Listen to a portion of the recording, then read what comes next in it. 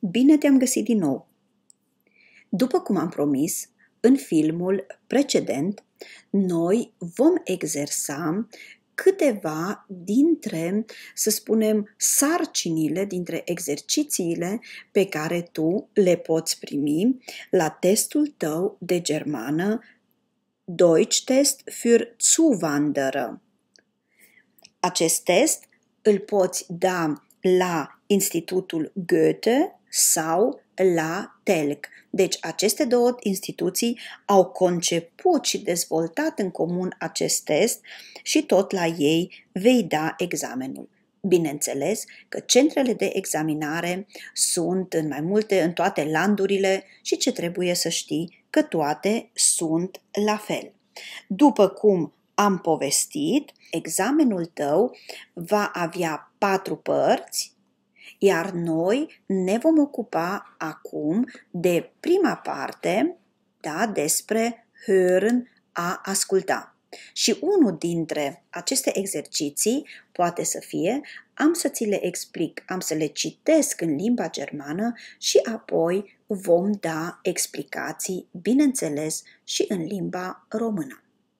Prima dată veți asculta un text de la un robot telefonic și apoi veți primi sarcina ce trebuie să faceți. Deci, Handlungsfeld, Thema Gesundheit. Guten Tag. Dies ist der automatische Anrufbeantworter der Praxis Dr. Marie Müller, Fachärztin für Sportmedizin. Die Praxis ist wegen Urlaub bis zum 14.05. geschlossen. In dringenden Fällen wenden Sie sich bitte an unsere Vertretung Dr. Adam, Zaungasse 7, Telefon 854579. Vielen Dank und auf Wiederhören! Deci, acesta este textul pe care voi îl ascultați și atunci aveți sarcinile Prüfungsaufgabe. Sie brauchen schnell einen Termin. Was sollen Sie machen? Bei einem anderen Arzt anrufen? Oder bis zum 14. Mai warten? Oder heute noch einmal anrufen? Despre ce este vorba aici, ca să înțelegeți, Deci partea de examen ascultarea, Prüfungsteil hören și este Handlungsfeld, este domeniul de acțiune, tema, subiectul despre care se va vorbi, Gesundheit, sănătate.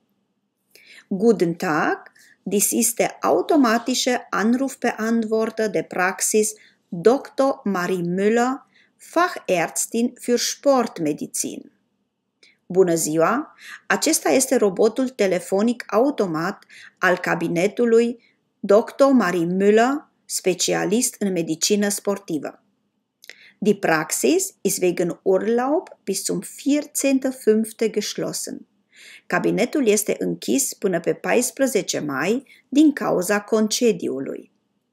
In dringenden Fällen wenden Sie sich bitte an unsere Vertretung Dr. Adam, Zaungasse 7, Telefon 854579. Vielen Dank und auf Wiederhören! În cazuri de urgență, vă rugăm să contactați reprezentantul nostru, Dr. Adam, Zaungasse 7, telefon 854579. Mulțumesc și la revedere! Și acum, ce trebuie să faceți? Trebuie deci sarcina de la examen, Sie brauchen schnell einen Termin, aveți nevoie de o programare de urgență. Was sollen Sie machen? Ce ar trebui să faceți? A. Bei einem anderen Arzt anrufen, să sunați la un alt medic. B. Bis zum 14. Mai warten, să așteptați până pe 14 mai. Sau C. Heute noch einmal anrufen, să sunați azi din nou. Această sarcină este orientată spre acțiune în viața de zi cu zi. înseamnă eine handlungsorientierte Aufgabe im Alltag. Ce trebuie să faci? Participantul sau participanta ar trebui să asculte un text pe robotul telefonic și să afle când îi se oferă o programare pentru o consultație. Deci, o programare vi se oferă la numărul B, așteptați până pe 14 mai, apoi veți avea, sau A, dacă este urgent, să sunați un alt medic. Deci, cam așa arată una dintre exercițiile, dintre sarcinile pe care le puteți primi la un examen de A2 B1 de la instituția Goethe sau Telg. Eu vă doresc mult succes!